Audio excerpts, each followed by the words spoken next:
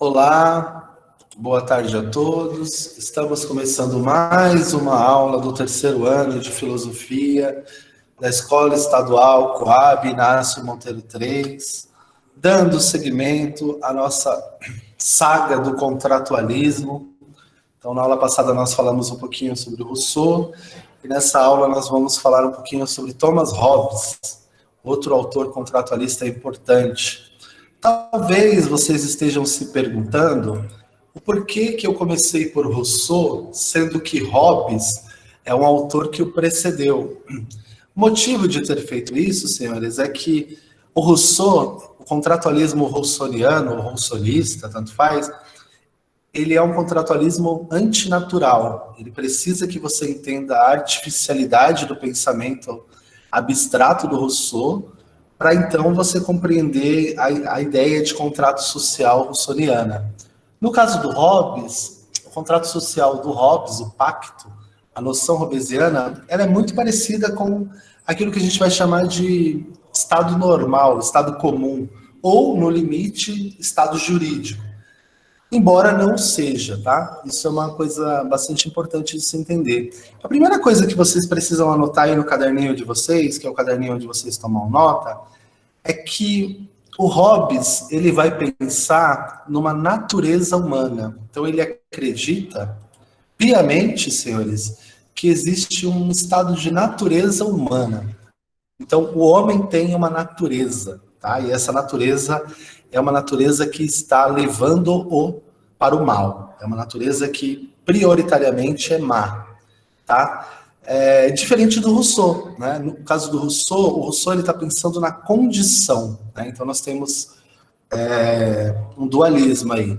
O Rousseau ele está pensando que o homem ele não tem uma natureza corrompida a priori e que é o ambiente que a corrompe. Então isso a gente vai chamar de condição, né? Condição humana, que é o sujeito como, de certo modo, refém do ambiente onde ele está, né? O ambiente seria a forma que molda o sujeito. No caso do Hobbes, senhores, a coisa é um pouco diferente. Por quê? Porque o Hobbes acredita que o homem tem uma natureza. Então percebam, natureza e condição. Condição é algo que você é levado àquilo. Natureza é algo que você já tem, tá ligado à essência humana, tá? Então esse é o primeiro ponto. O segundo ponto diz respeito ao Rousseau em si, tá? Porque o que acontece, senhores? Isso é um ponto muito importante que eu acho que deve ser considerado, tá? A priori, toda e qualquer aula que vocês tiverem sempre será uma aula sempre será um recorte, eu vou falar de maneira mais simplificada. Então, o que eu quero dizer com isso? Eu quero dizer com isso que todas as vezes em que um professor, seja ele qual for, de exatas, de humanas, de ciências da natureza, enfim, seja qual for, se propõe a dar uma aula, esse professor ele está fazendo um recorte da realidade, que é um recorte da realidade teórica, muitas vezes, mas é um recorte da realidade.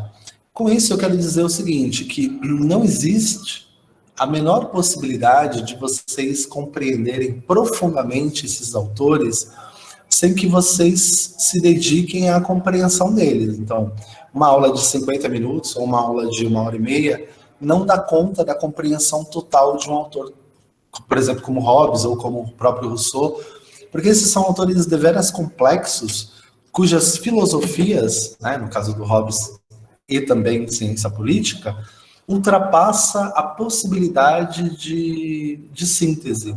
São autores que transcendem em muito qualquer possibilidade, né, eles transcendem em muito qualquer possibilidade de se fazer uma reflexão que seja absoluta, né? O que você consegue fazer, se muito, é apresentar os pontos principais, né? E esses pontos principais costumam ser perigosos, porque esses pontos principais são, não raro, também uma certa simplificação. Então, tomei bastante cuidado com a ideia de que eu entendi o Rousseau, eu entendi o Hobbes, eu entendi qualquer coisa, porque a nossa compreensão da realidade é limitada e a compreensão que um professor pode oferecer também o é, por melhor que seja o professor, tá?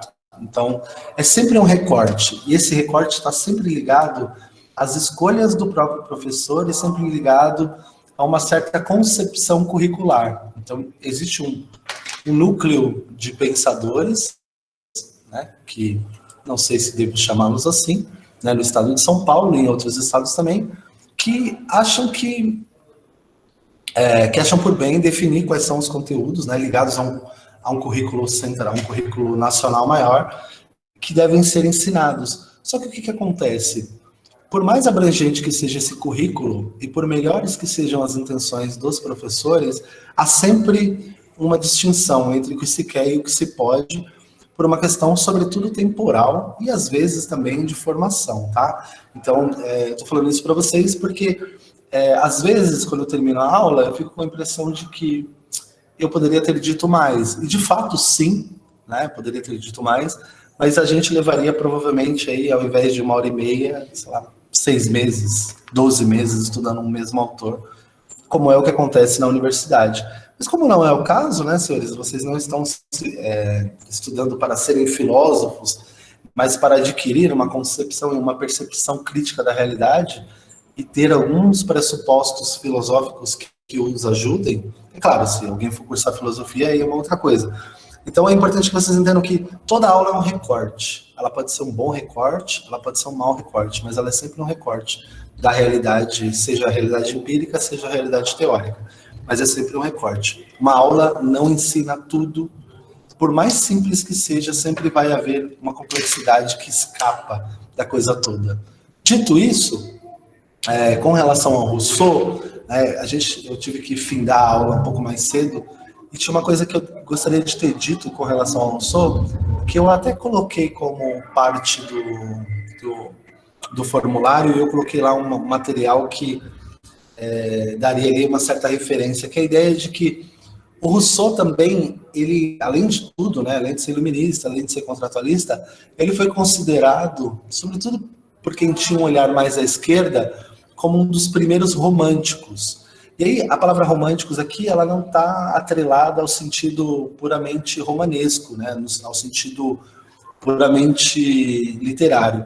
A ideia de romântico no sentido de que, para o Rousseau, o fato de a ciência não ter ajudado o homem a evoluir, não ter ajudado o homem a evoluir moralmente, fazia com que existisse um certo apego a um certo nacionalismo, um certo apego à arte, um certo apego àquelas coisas que fazem parte do conhecimento humano, mas que, de certo modo, não estão atrelados a uma noção técnica de mundo, né? E é claro que isso, a posteriori, essa noção rousseauiana a posteriori vai ser levada às últimas consequências, não diretamente, mas indiretamente, na Alemanha, né? A ideia de opor o racionalismo francês ao romantismo alemão, né? E essa noção do romantismo alemão, que vai estar presente na Alemanha e, sobretudo, na Itália, vão desaguar no espírito nacionalista exacerbado, que deságua, por conseguinte,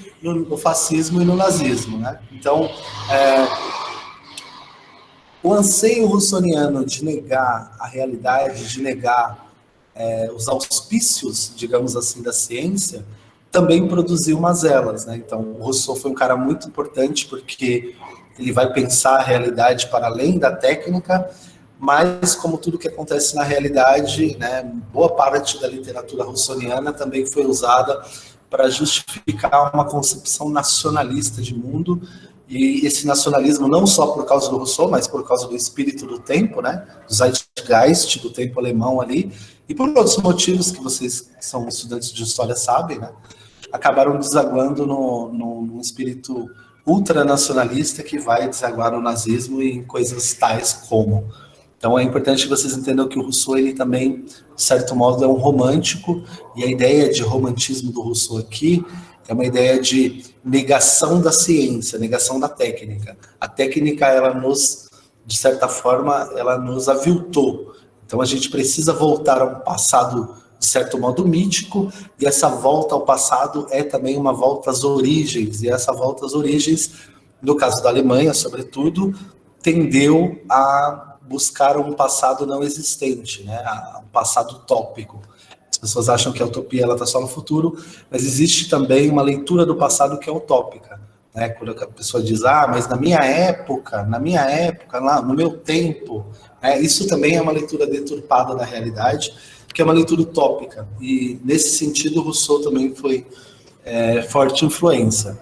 Adendo feito, voltando aqui para o Hobbes, quando a gente pensa em Hobbes, né, além da questão da natureza humana, que é muito importante, a gente precisa pensar no contexto histórico no qual ele estava, né? O Hobbes viveu ali do século XVI para o século XVII, ele estava vivendo numa época de guerra civil, né? Então, as monarquias estavam em conflito com o parlamento e haviam grupos ali radicados, e esses grupos, eles costumeiramente entravam em conflito, porque o rei Carlos I não era um bom governante, e o fato dele não ser um bom governante fez com que a Inglaterra estivesse vivendo um problema sério naquela época. Então, o Hobbes estava tentando responder o problema do seu tempo.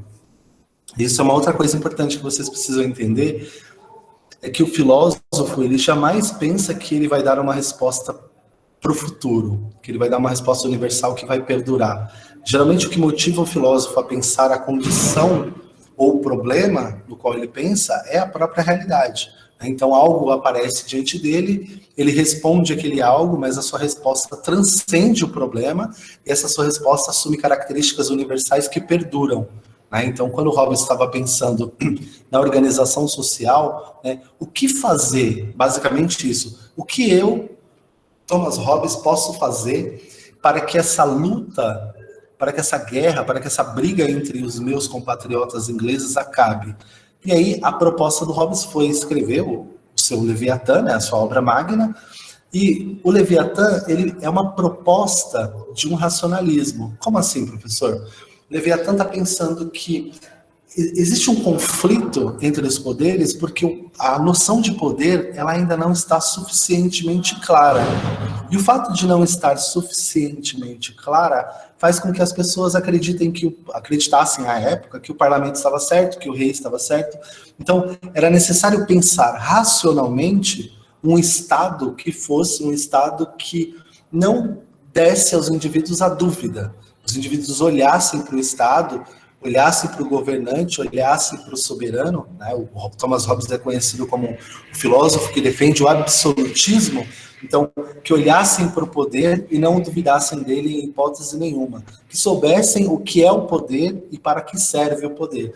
Então, o Thomas Hobbes, ele é um filho indireto de uma noção de razão, mas é uma razão aplicada à política. Então, todas as vezes em que vocês pensarem em ciência política, pensem no seguinte: não se dá para discutir juridicamente, não se dá para discutir filosoficamente, sociologicamente o Estado sem pensar em Hobbes, Rousseau, Maquiavel e Locke.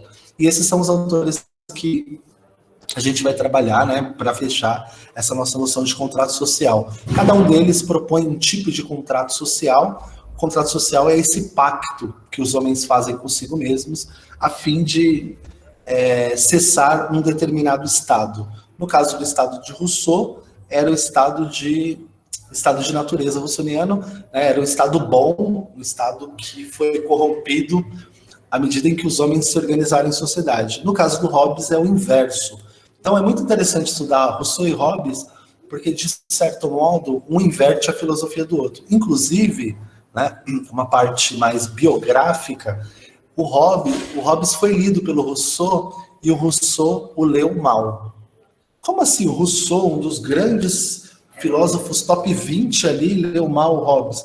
Ele leu mal o Hobbes de maneira intencional, porque era comum nos filósofos iluministas tornar o outro sujeito numa caricatura, né? Fazer aquelas pessoas de quem eles discordavam uma caricatura. Falar, não, ele é isso aqui, então eu sou isso aqui. Então o Rousseau leu mal o Hobbes, né? Deu uma deturpada na filosofia hobbesiana a fim de promover a sua própria filosofia. Isso era mais comum do que se imagina, porque até o final do século XVIII para o XIX, meados do século XIX, início do século XX, A história da filosofia, ela ainda não tinha se definido.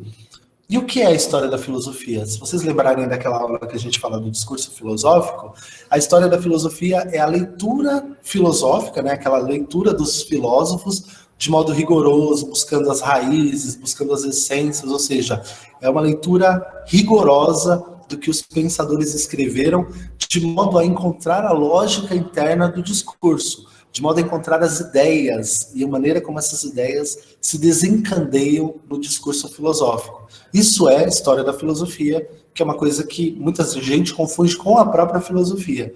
E aí o que acontece? Num tempo, há 2, 3 séculos atrás, a história da filosofia ela ainda não estava configurada com esse rigor filosófico, com essa sistematização e com essa estruturação. Então, os pensadores costumavam ler os outros que passaram, né, os que os precederam, de maneira bastante peculiar, tanto para o bem quanto para o mal. Fosse para demonizar a obra, fosse para transformar essa obra em algo maior do que ela de fato foi. Isso é um movimento, obviamente, que está muito ligado ao ego, né, dos pensadores. E esses pensadores do período iluminista, do período de Revolução Francesa ali, naquele período mais ou menos, eles tinham muito isso, de transformar tudo em chacota. Eles gostavam muito do humor e da brincadeira, então eles transformavam tudo em chacota. E o Hobbes e o Maquiavel foram objetos de chacota desses pensadores. Ao ponto, eu não sei se vocês já ouviram isso, provavelmente o Ali deve ter dito, mas ao ponto de o Rousseau ler O Príncipe do Maquiavel, que é uma obra mais importante, e o Rousseau dizer que o Maquiavel estava sendo irônico. Ele tá dizendo, o Rousseau diz assim, isso daqui não é uma obra, não é um manual para que o príncipe continue no poder. Na verdade, o Maquiavel, ele ironizou. Ele diz tudo que o príncipe faz, mostrando o quão limitado o príncipe é, o quanto bárbaro o príncipe é, o quão idiota o príncipe é. Então, de certo modo, os leitores a posteriori desses pensadores contratualistas, sobretudo, eles também fizeram uma leitura bastante complicada. E essa leitura do Hobbes, ela perdurou durante muito tempo, ao ponto de, se vocês pensarem em filósofos que são assim, cujo nome não traz bons fluidos, né, o primeiro é Maquiavel, obviamente, né, tem até o termo maquiavélico, a ideia de que a filosofia do cara ultrapassou os limites dela própria e se transformou num adjetivo, né? Fulano é maquiavélico, ciclano é maquiavélico, como se algo ruim, né? Mas no caso do Hobbes também, né? A ideia de que o Hobbes é um defensor do absolutismo, de que o Hobbes é uma pessoa de coração peludo. Não é bem isso, tá? A coisa não se desenvolve com essa simplicidade, mas isso é bastante importante também. A aula de hoje, ela é baseada em boa parte nesse livro aqui, ó, que muitos de vocês verão na faculdade, do professor Paulo Bonavides, se chama Teoria Geral do Estado, é uma disciplina da universidade chamada TGE, que é como o Estado se constitui, né, juridicamente, de maneira contratualista, e o Paulo Bonavides, que é um pensador da Teoria Geral do Estado, morreu recentemente, bem velho. Então a aula do Hobbes é baseada um pouco na obra dele e um pouco num curso do professor Renato Janeiro Ribeiro, que é outro especialista do Hobbes, tá? Dito isso, voltemos para o Rousseau. No caso do Rousseau, a minha aula se baseou no Júlio Pompeu, que é um pensador do direito, e se baseou também no próprio contrato social. Por que eu estou dizendo isso? Porque são leituras muito específicas, né? São leituras que, obviamente, que passam pelo conteúdo dos autores, mas que também têm as suas peculiaridades, né? Então, por exemplo, se você lê Hobbes segundo Renato Janeiro Ribeiro, e se você lê Hobbes segundo Paulo Bonavides, você tem dois Hobbes. Parece que são pensadores diferentes. Por quê? Porque cada filósofo comentador, né, e quando um filósofo se dedica muito tempo à filosofia de outro, ele se torna um comentador. E cada filósofo comentador, ele é, em alguma medida, levado pelos seus desejos e pelas suas vontades. Então, o Bonavides vai abordar um aspecto jurídico da filosofia hobbesiana, né, sobretudo o aspecto formal, enquanto o Renato Giannini vai abordar o aspecto filosófico, tá? Bom, senhores, dito isso, eu vou abrir o chat para vocês colocarem o nome, né? O nome, a série e tudo mais, e aí a gente vai entrar na aula do Hobbes hoje, tá bom? Está aberto, fiquem à vontade para colocar o nome. Não esqueçam de colocar o nome para não ficar com falta. A presença de vocês é importante na aula, mas se ela for documentada, melhor ainda, né? Porque vocês não basta estar, precisa provar que estiveram. Esse é o estado organizado do Hobbes e do Maquiavel, tá? Outra coisa importante, senhores, que vocês precisam ter em mente é que a palavra Estado, né? Vocês sabem que a palavra Estado ela tem mais de um uso, né? Então, estado líquido, estado gasoso, estado de inércia, né? Sobretudo na física, a palavra aparece bastante na física, na química também. Mas o uso da palavra Estado, segundo uma concepção social, segundo uma concepção política, ela está ligada à filosofia do Maquiavel. O Maquiavel, como vocês bem sabem, é o primeiro cientista político, ele é o primeiro sujeito que pensou a política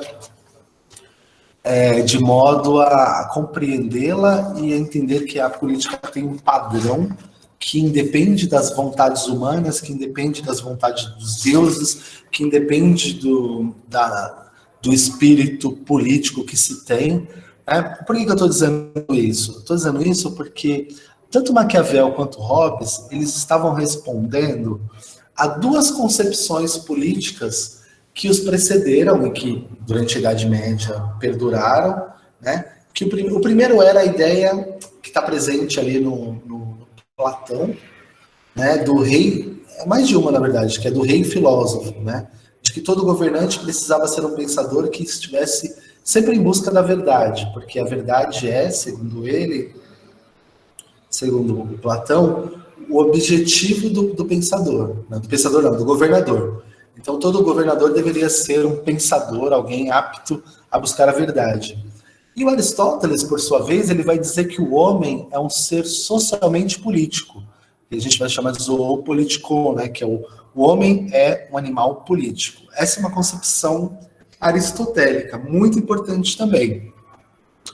E baseado nessas duas noções, a gente tem o início da Idade Média com uma certa apropriação e deturpação desses conceitos pela Igreja, né? Sobretudo ali nos primeiros 6 séculos, a ideia do direito divino dos reis, né? Que os reis estavam no poder porque eles foram, segundo uma leitura teológica da realidade, constituídos por Deus, né? Baseado inclusive num versículo bíblico, né? Que diz que toda autoridade é constituída e é autorizada por Deus, né? Então todo homem que é colocado no poder, ele é colocado ali pela vontade de Deus.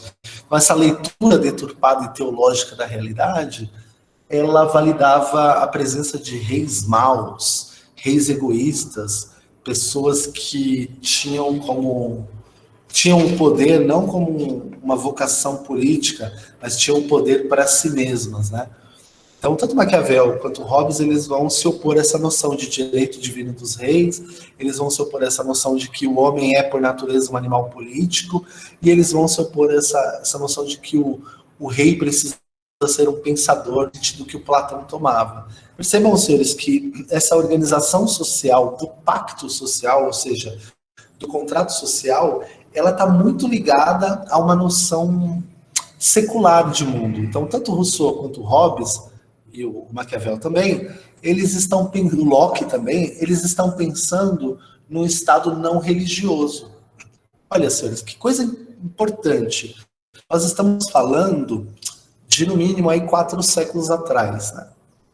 4 séculos atrás, já se pensava, homens que viviam ali em sociedades extremamente cristianizadas, esses caras já pensavam em organizações sociais que não fossem reféns do clero, que não fossem reféns da igreja.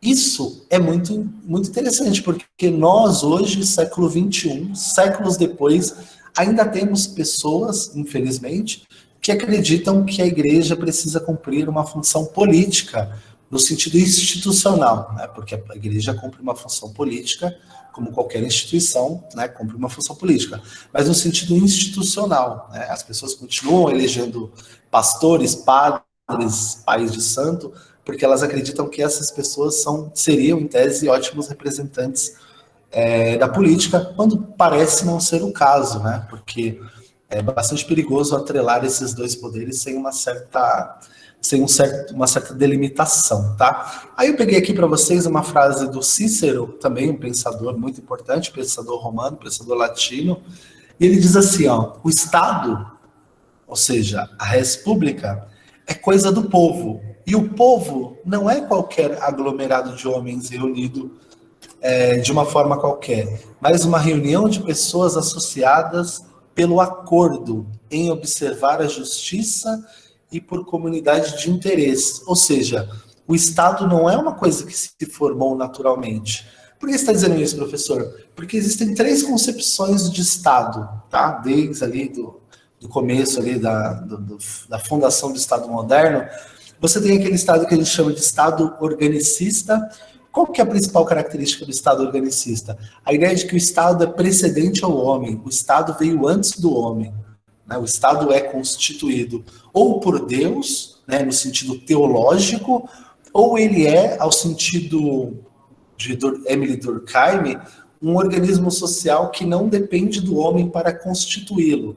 Para o Durkheim, o Estado ele é precedente. Então, o homem só existe porque quando ele nasce, existe alguém capaz de o adotar, alguém capaz de o cuidar dele, ou seja, já existe uma família ali que vai recepcioná-lo, digamos assim. Então, essa noção organicista, obviamente, ela está atrelada a uma noção, à exceção do caso do Durkheim, tá? Mas ela está associada a uma noção teológica, né? Daquele pacto entre Deus e os homens e tudo mais.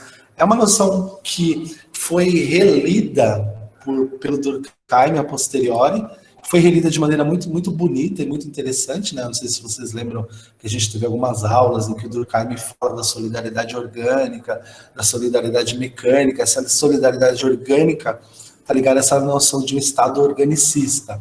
É claro que o Durkheim faz uma leitura científica, enquanto o aspecto teológico da coisa versa numa outra direção.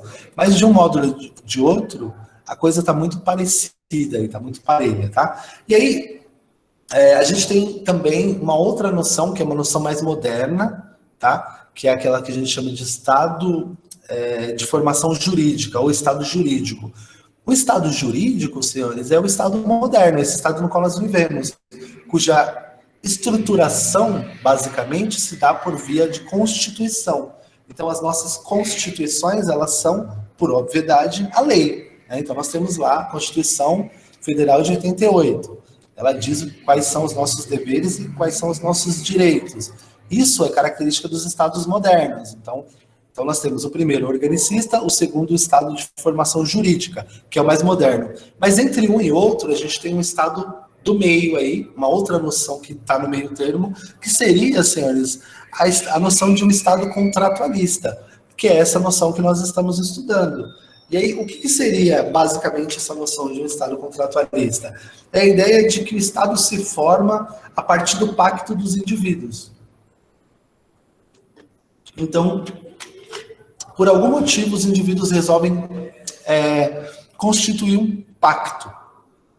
E esse pacto que eles constituem, ele vai nessa direção de que a gente precisa se organizar para a gente parar de viver no estado de natureza. Só que o interessante é que o estado de natureza hobbesiano, ele é muito diferente do estado de natureza russoniano.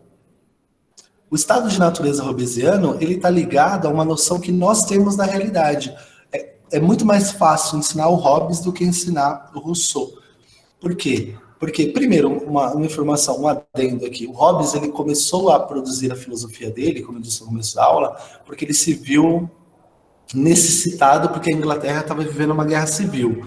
E aí, ele produziu uma obra que é muito interessante, porque o Hobbes era um matemático também, então ele produziu uma obra da física, ele produziu uma obra de matemática, e ele, ao produzir essa obra de matemática, ele estava tentando encontrar, como Descartes fez, uma determinada lógica para a realidade, né?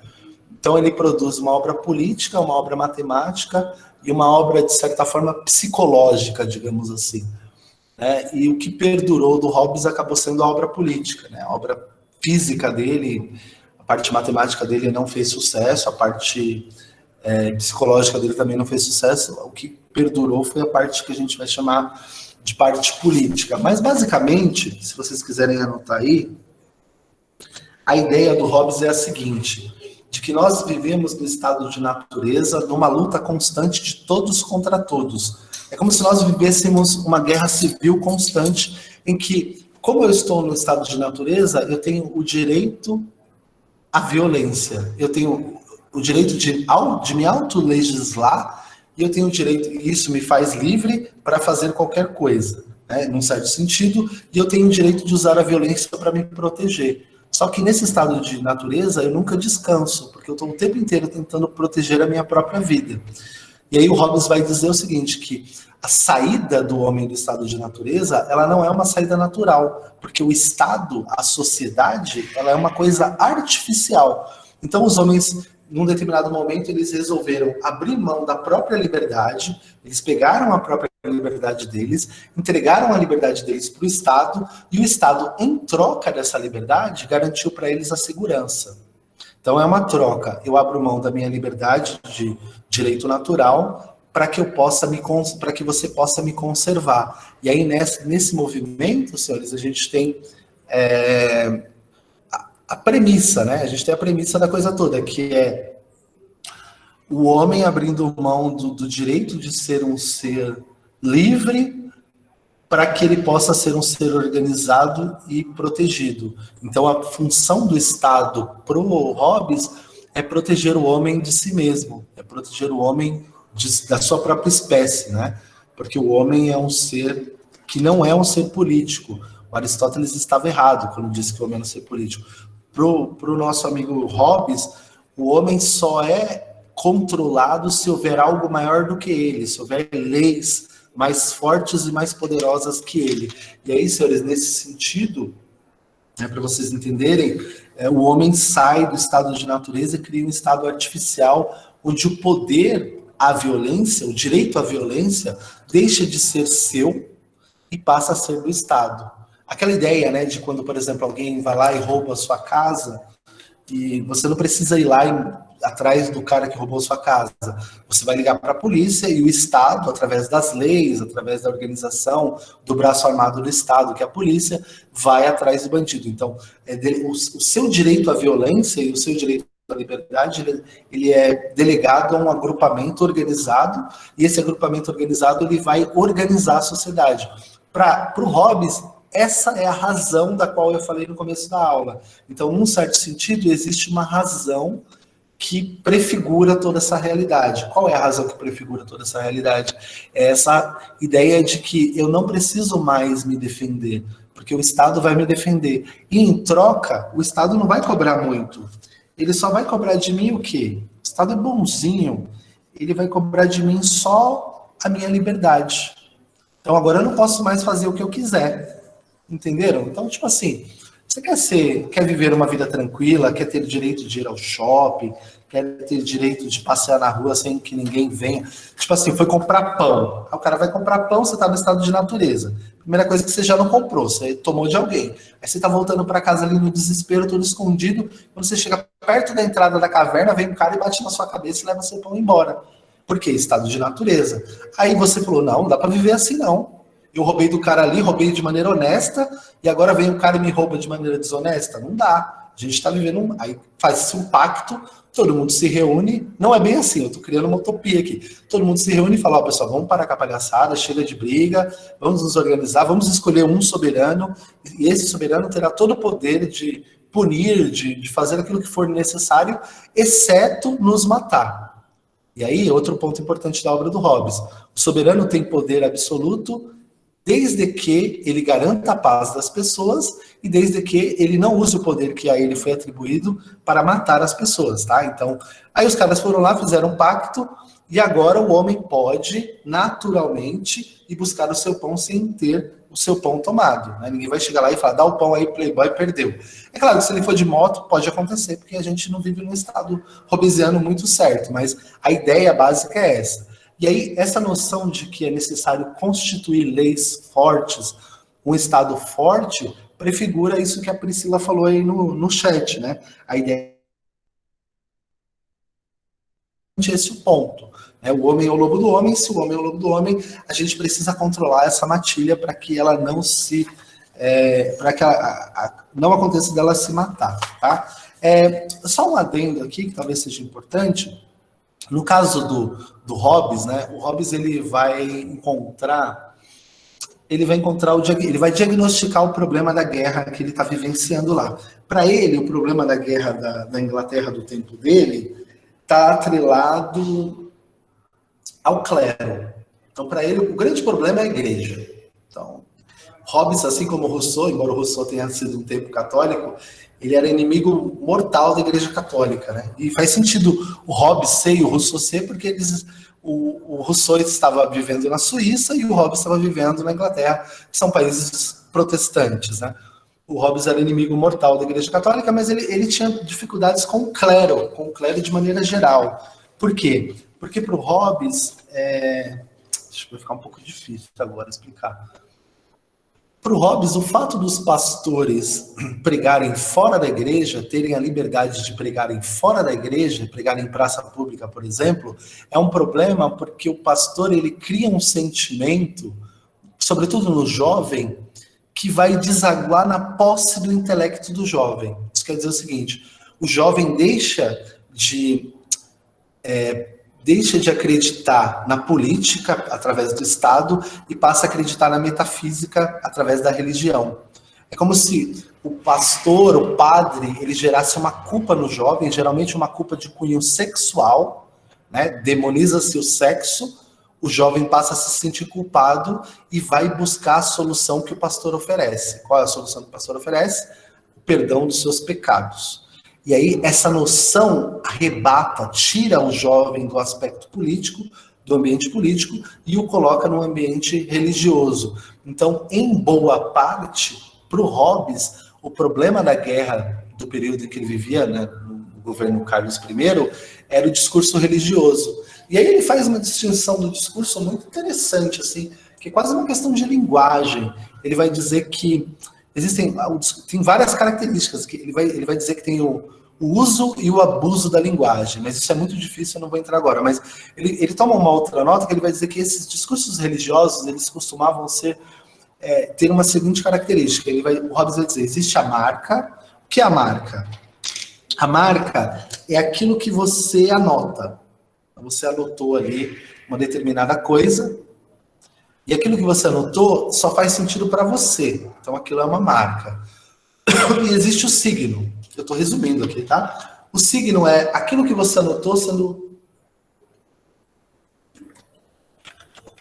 sendo compartilhado com outra pessoa.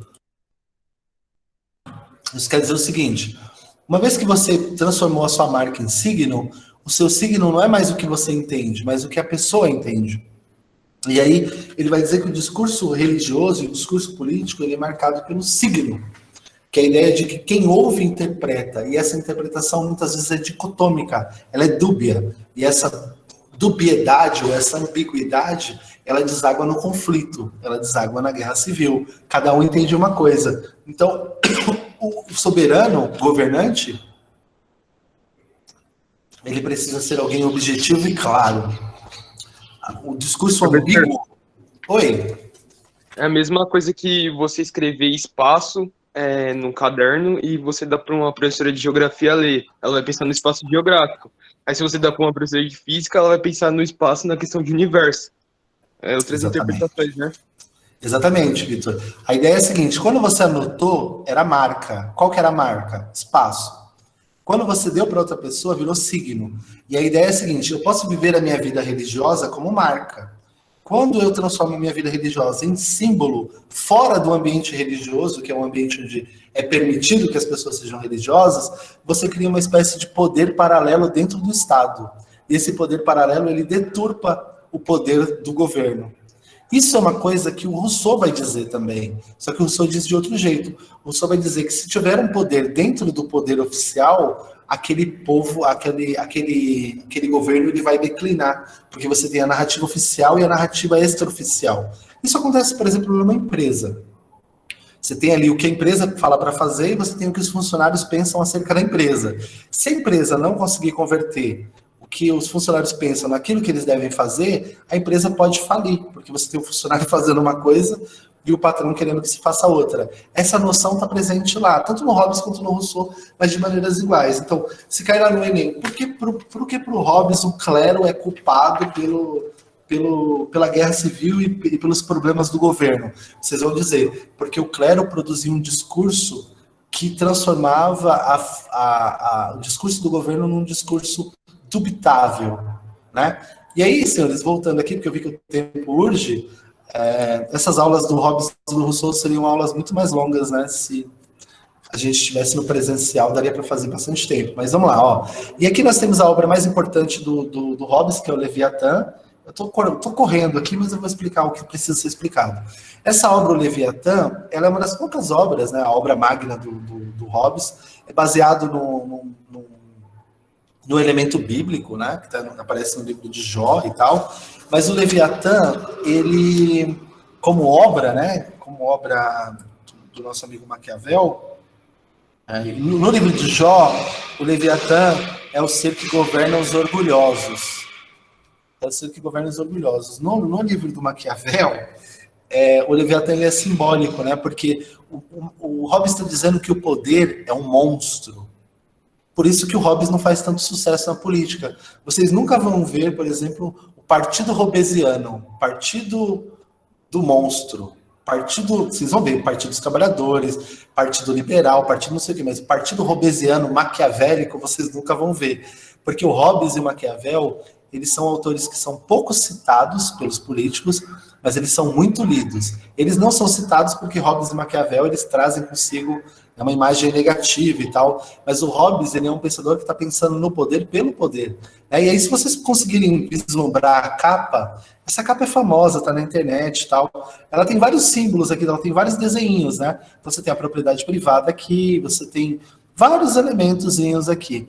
Mas eu vou para os dois maiores aqui. Aqui você tem um báculo, né, que é um símbolo religioso, né, um bastão religioso, e aqui você tem uma espada, que é o poder civil. Embora pareça militar, é o poder civil. Então perceba, na mão do soberano, na mão do príncipe está o poder religioso e o poder civil. Por quê? Porque se o poder religioso não estiver na mão do governo, esse poder religioso vai estar na mão de outra pessoa, de outro soberano, e você vai ter dois poderes em conflito.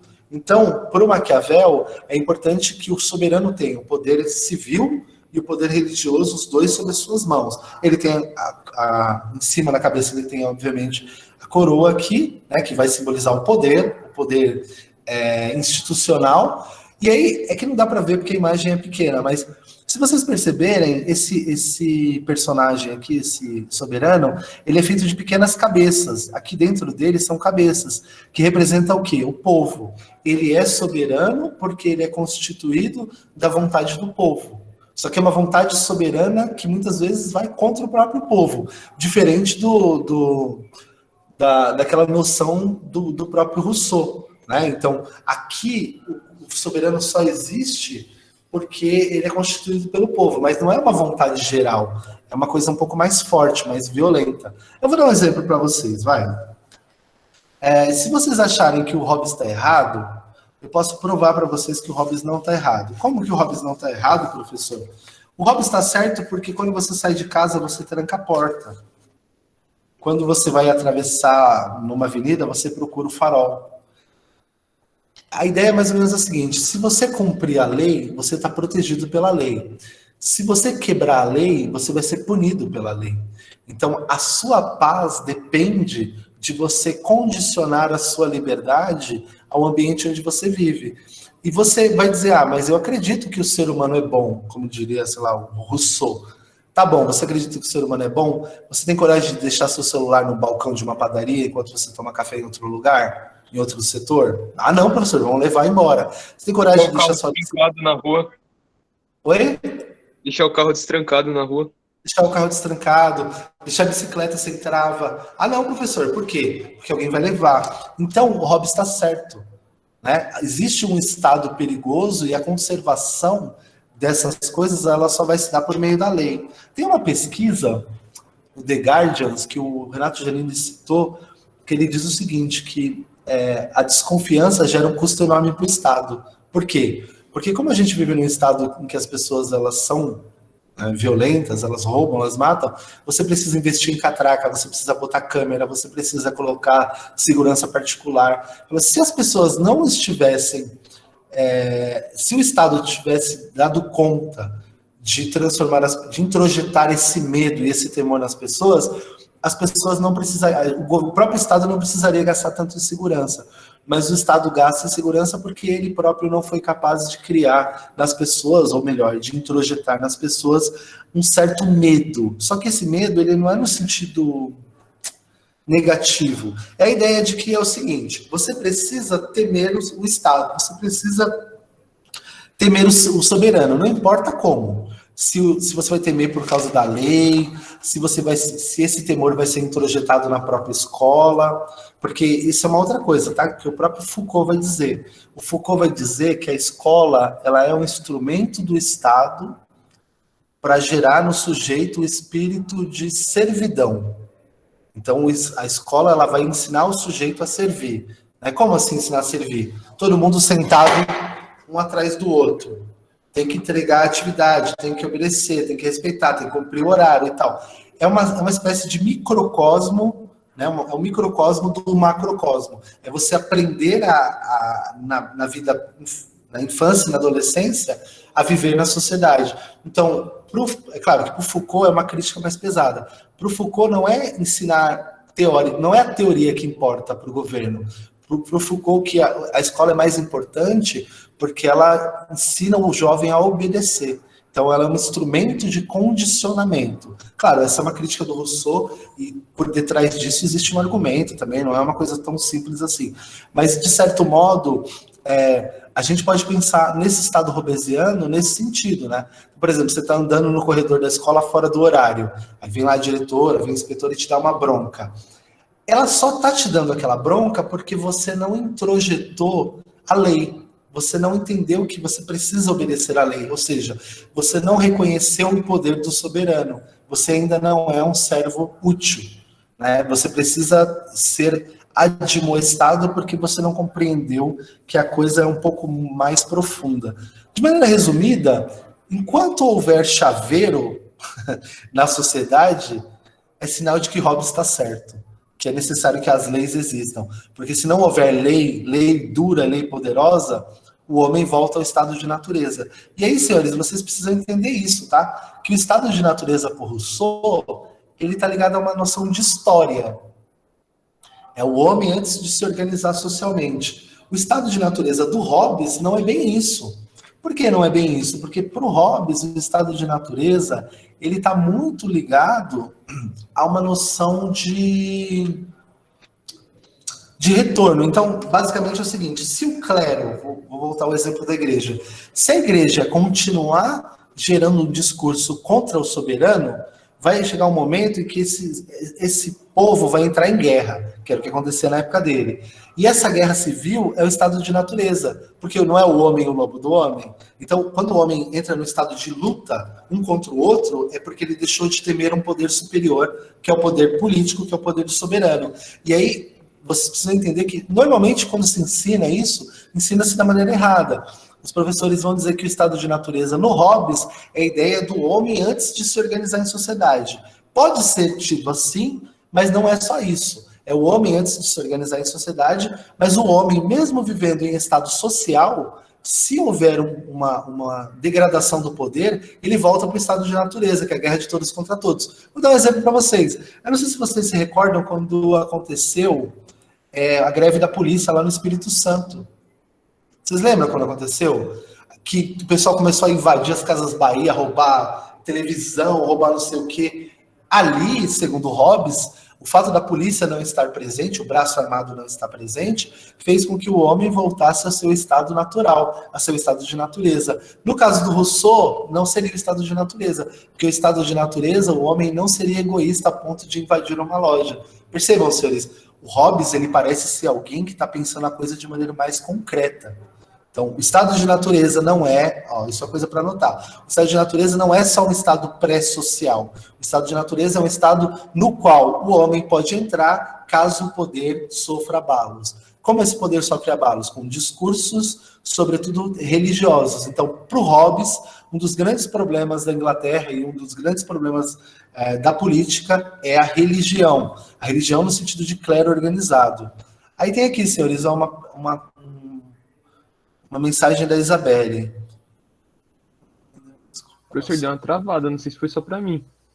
Travou? Quando o senhor falou da Guerra do Espírito Santo e depois do Estado de Natureza. Então, o que aconteceu lá no Espírito Santo foi basicamente isso, né? Quando a polícia parou, o Estado se afastou. Porque se não tem polícia, não tem quem prenda. E aí os homens entraram no estado de natureza. Então, para o Hobbes, o estado de natureza ele não é só uma noção temporal do estado pré-científico. Ele também é uma coisa que pode acontecer nos dias de hoje, caso o poder entre em conflito, caso o poder se enfraqueça. Daí o fato do soberano precisar ser temido e muito poderoso. A ideia do Hobbes é de um Estado forte. O Estado precisa estar presente em todos os lugares, de modo que as pessoas temam o Estado e assimilem o Estado. O que a Isabelle falou? Meu antigo padrasto falava que aprendemos na escola só o que o governo quer que a gente saiba. Sim, Isabelle, de certa forma é. É claro que, por exemplo, é só o que o governo quer que a gente saiba, mas como tem algumas disciplinas que são rebeldes por natureza, como a sociologia, a filosofia, a geografia, a história, que são disciplinas indomadas, né? É mais difícil que o governo consiga controlar. Por isso, Isabelle, que existe uma luta interna nos governos para tirar. Então, assim, precisa tirar a sociologia e a filosofia urgente do ensino médio. Por quê? Porque a filosofia, a sociologia, as disciplinas de humanas, elas promovem essa discussão que não é interessante, entendeu? Então, é bastante perigoso que vocês aprendam a pensar. E aí, mas de certa forma né? Porque o Estado determina o que você vai aprender e determina como você vai trabalhar. Então, de um jeito, as coisas estão muito ligadas, né? E aí eles falam, filosofia não, filosofia só para perder tempo. Você precisa aprender a trabalhar. Trabalha muito e reclama pouco. O trabalhar muito e reclamar pouco é ideológico, é a doutrina do Estado, né? O Estado tentando controlar você, fazer de você uma bela de uma formiguinha, né? A noção do formiguinha, trabalha muito e fica quieto, senão eu piso em você.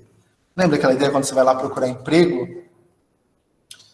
E aí o cara fala, se você fosse um animal, qual animal você seria? Aí você fala, eu seria uma formiguinha, porque eu gosto muito de trabalhar, adoro receber ordens, e a qualquer momento você pode pisar em mim. Aí a pessoa vai falar, tá contratado, esse é o funcionário que eu desejo. Agora se você disser, eu sou uma girafa, eu olho daqui de cima e vejo toda a planície, vejo tudo que está acontecendo. Aí o cara fala, não quero essa pessoa aí não. Embora a girafa também seja suscetível a ataques, né? Mas a girafa vê antes dos outros animais, né? A girafa tem a visão, a percepção. Então, quando você for trabalhar, você diga que você é uma formiguinha. Quando você estiver contratado, aí você diga que você é uma girafa. Você aja como uma girafa. Basicamente, senhores, essa noção do Hobbes, ela está presente no nosso cotidiano, né? No nosso dia a dia. Tá? Então, é mais fácil entender o Hobbes porque existe uma ideia de contrato, mas o que é importante que vocês levem para casa, no coraçãozinho de vocês? Que o pacto social ele é necessário para que o homem não entre em conflito consigo mesmo. Então, o contrato social hobbesiano, ele está sempre ligado a uma noção de que o poder soberano não pode ser controlado por ninguém. O poder ele é uma coisa que está para além dos homens, como na imagem do Leviatã que vocês viram, né?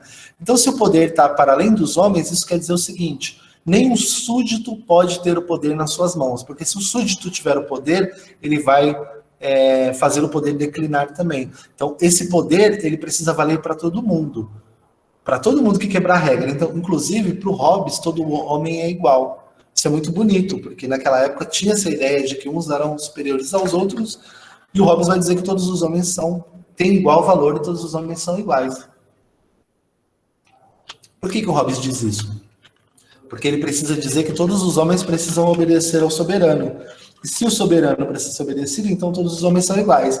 É interessante vocês entenderem que o soberano, ele não é um rei. Isso é um outro erro que os professores costumam cometer. Ele não é um rei. Embora ele estivesse defendendo a monarquia na época dele, o soberano é o poder. Então, por exemplo, o soberano pode ser uma aristocracia, pode ser um grupo pequeno de aristocratas, pode ser um rei, ou pode ser uma democracia, que é um grupo amplo de sujeitos escolhedores.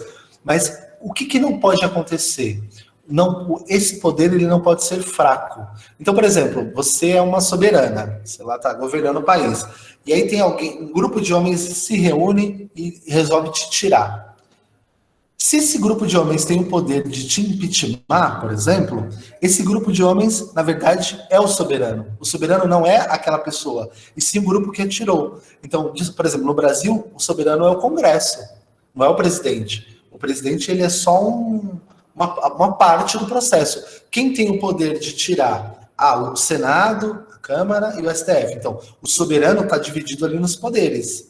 Né? O ministro, o presidente, o deputado, o senador, eles são parte, mas eles não são soberanos, porque existe a prerrogativa de tirá-los caso eles descumpram a lei, caso eles quebrem o contrato. Então, o soberano é o poder em si. E aí o homem encarna isso. Só que por que os professores cometem esse erro? Porque na época de Hobbes, o soberano era o rei. Então é muito mais fácil simplificar para o aluno entender. Mas a noção é essa mesmo. O soberano é alguém que está constituído de poder e que não será tirado de lá, porque todos são obrigados a obedecê-lo. Quem não vai obedecer o soberano? O súdito rebelde, que vai ser punido. Aqui é o Hobbes falando, tá? Eu vou ler esse trechinho, que esse trechinho é interessante. Ó. O Hobbes diz assim: cedo e transfiro o meu direito de governar-me a mim mesmo, a este homem ou a esta assembleia de homens, com a condição de transferires a ele teu direito, autorizando de maneira semelhante todas as suas ações. Feito isso, a multidão, assim unida numa só pessoa, se chama Estado, em latim, civitas. É esta a geração daquele grande Leviatã, ou antes, para falar em termos mais relevantes, daquele Deus mortal ao qual devemos, abaixo do Deus imortal, a nossa paz e defesa. Ele está dizendo o seguinte: eu preciso ceder o meu poder para que esse Deus mortal...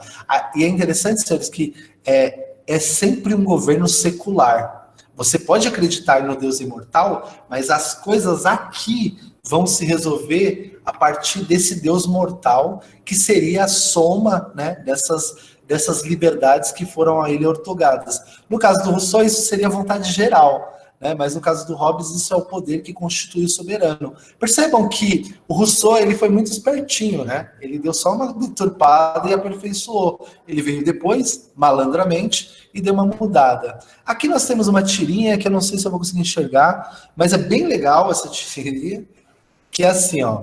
O nome da tirinha é Jean-Pierre, o borracheiro. O cara tá arrumando aqui o pneu e tal, e aí ele tá falando para o cliente dele, né? Ó, segundo Hobbes, a sociedade se originou de um contrato social.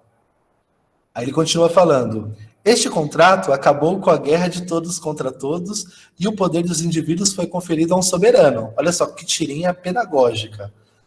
E aí o cliente olhou para o cara e falou: e aí, achou o furo? Só que o cara estava perguntando do pneu, né? E aí o cara respondeu para ele: o furo? Hobbes descreveu um contrato que nunca existiu e os homens continuam se matando. Percebam, senhores, essa tirinha é maravilhosa, mas a ideia é a seguinte: a noção de contrato social do Hobbes é uma metáfora.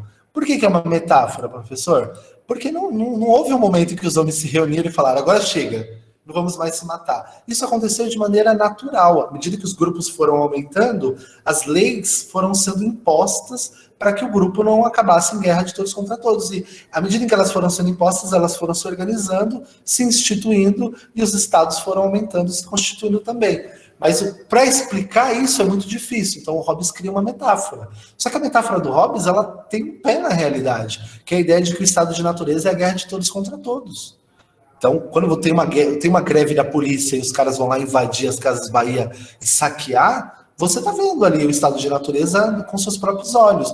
Quando não tem a lei, o homem se sente livre para exercer aquilo que a sua natureza lhe deu. E o que a sua natureza lhe deu? Egoísmo e maldade, né? Então, isso é muito importante. O homem é sempre mau. Ele precisa ser preso, caso ele descumpra a lei. Aí aqui a gente tem a Chauí falando um pouquinho, que é a mesma coisa do que a gente falou e tal. Eu não vou entrar nessa questão dos slides da Chauí, mas isso vai ser mandado para vocês também. Mas ela está dizendo mais ou menos o que a gente falou na aula. Só para não passar em branco, eu falei para vocês no começo da aula que o Hobbes ele criou uma obra matemática. O Hobbes teve um estalo, né? Ele leu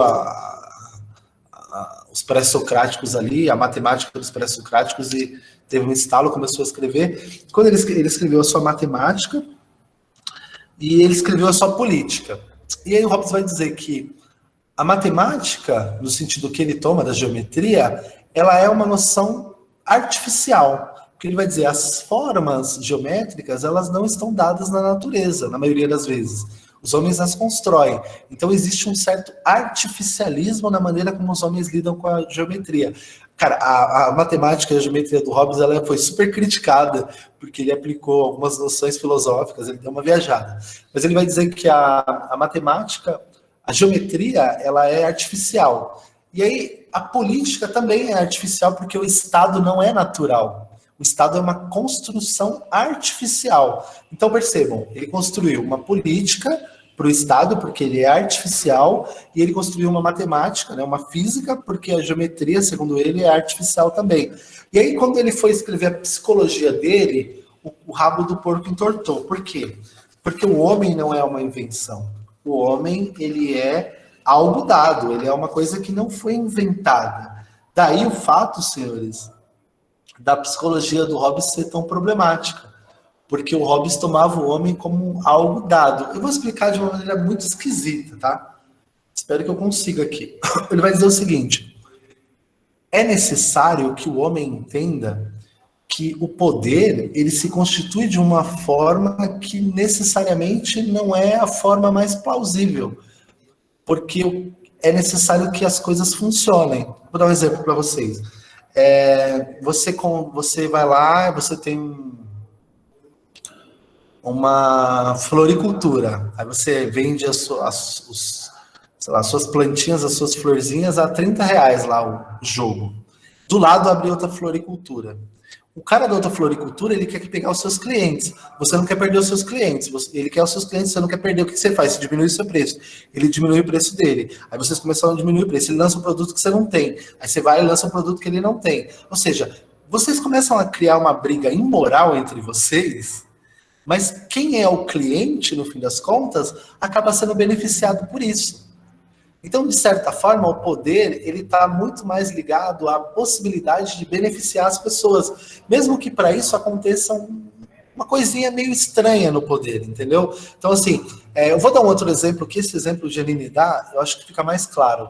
Amsterdã, na Holanda, outrora era um lugar puritano. Hoje a Holanda é um lugar de muita liberdade, mas a Holanda era um lugar de puritanos, e vocês sabem o que foram os puritanos, né? Os puritanos eram os evangélicos no modo hardcore, né? Extremamente contra tudo que era da carne, né? Contra bebida, contra cigarro, contra festa, era a galera, né? Ultra religiosa. Só que em Amsterdã tinha os prostíbulos, né? As garotas de programas colocadas na vitrine. Aí fala, pera, opa, como assim? Pera, não, tem uma coisa errada. Uma cidade extremamente cristianizada, uma cidade extremamente puritana, com garotas de programa na vitrine. Antigamente não era tão organizado como é hoje, né? Mas não é possível.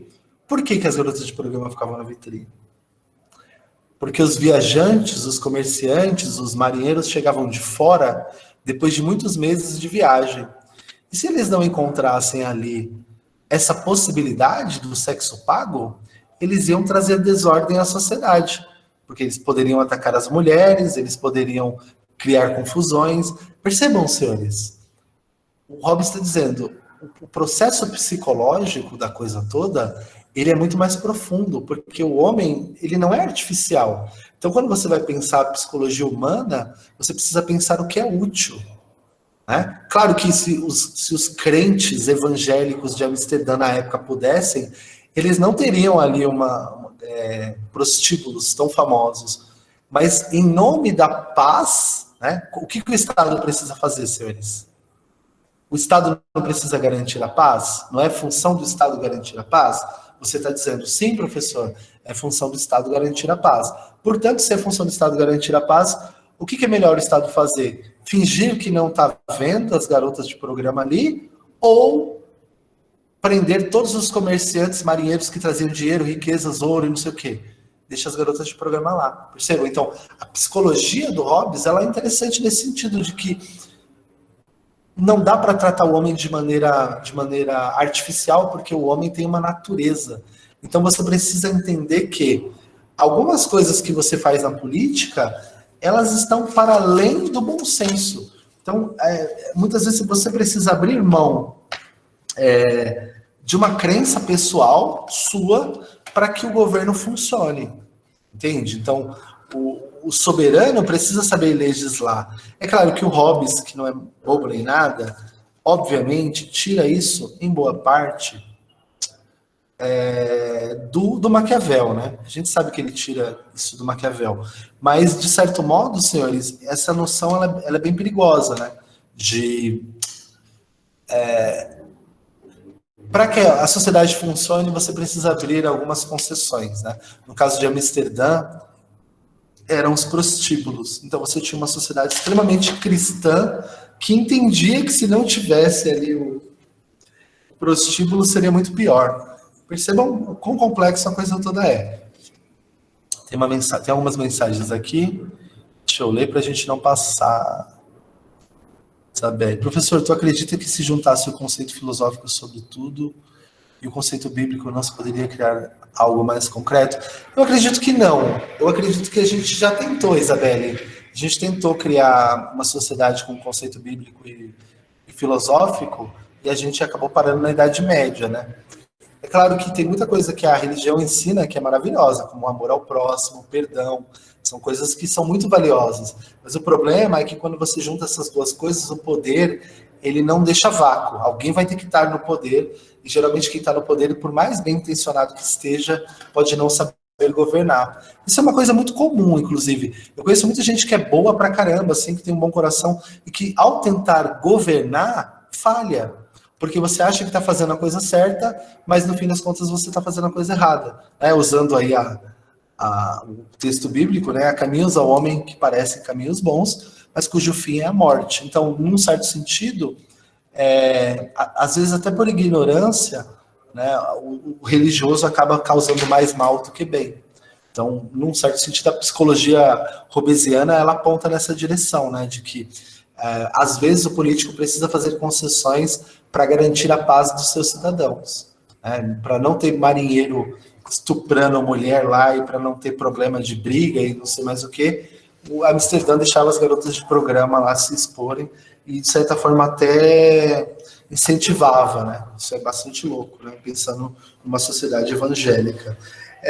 Outra coisa importante, o poder soberano ele só é válido se ele garantir a paz e se ele não atacar os próprios súditos, tá? Se o poder atacar os próprios os súditos têm o direito natural de se defender, direito à legítima defesa. Já ouviram falar, as pessoas, principalmente no governo atual, né? Eles falam,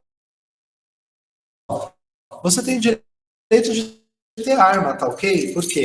Porque a ideia é de que o direito de ter uma arma é um direito natural. Qual que é o direito natural? É o direito de autopreservar-se. E essa noção de direito de autopreservação, ela é anterior ao estado social. Mesmo no estado de natureza, você tinha o direito de se proteger e de proteger a própria vida. Logo, né, os nossos pensadores da direita radical vão pensar o seguinte: se antes do estado de natureza podia, então esse é um direito natural. E, de fato, a legítima defesa é, para a maioria dos países, um direito natural. Você tem o direito de não permitir que outras pessoas te matem. Né? Por isso que é um direito natural, porque é um direito anterior ao estado de sociedade. Tá? Então você só deve obedecer o poder soberano se você não for um súdito que corre risco. A gente tem algumas críticas que a gente pode fazer aqui, antes de terminar, como, por exemplo, essa crítica que eu vou fazer dói no meu coração, mas eu vou fazer, que é o liberalismo, que é a ideia de que o mercado vai dar conta de si mesmo e que uma mão invisível vai organizar o mercado e o mercado vai se constituir aquém e para além do Estado, os pensadores hobbesianos que vão desaguar no positivismo fazem essa crítica ao liberalismo. Eles vão dizer o seguinte: o liberalismo ele é um convite ao estado de natureza hobbesiano. Por que ele é um convite ao estado de natureza hobbesiano? Porque o liberalismo está dizendo que não é o Estado, é o mercado. Só que o que acontece? É bonito isso.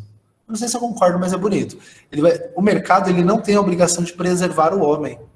Porque o Estado tem a obrigação de preservar o idoso, o deficiente, a criança. O mercado, ele não tem obrigação de preservar ninguém, ele tem obrigação de preservar-se a si mesmo e continuar existindo na ordem que ele pressupõe. E aí, quando você cria, por exemplo, um Estado liberal, o Estado liberal, ele é extremamente anti-hobbesiano. Por quê? Porque o mercado se torna soberano e o Estado se torna refém do poder soberano do mercado. Então, para um hobbesiano e para um rousseauiano também, o liberalismo é um problema. Por que ele é um problema? Porque ele não permite que o Estado seja absoluto. E o Hobbes, senhores, é um defensor do Estado absoluto. Se vocês assistirem as aulinhas de 8 minutos que tem na internet, eles vão dizer que o Hobbes ele é um defensor do absolutismo. Essa é uma definição que não é errada, ela é uma definição correta, porque o Estado precisa ser absoluto. Se você tem um mercado competindo com o Estado, o problema que outrora era o problema da igreja passa a ser um problema do mercado. Então, por exemplo, depois da Segunda Guerra Mundial, a gente tem aquilo que a gente chama de estado de bem-estar social, que aconteceu na Europa e nos Estados Unidos. No Brasil nunca aconteceu.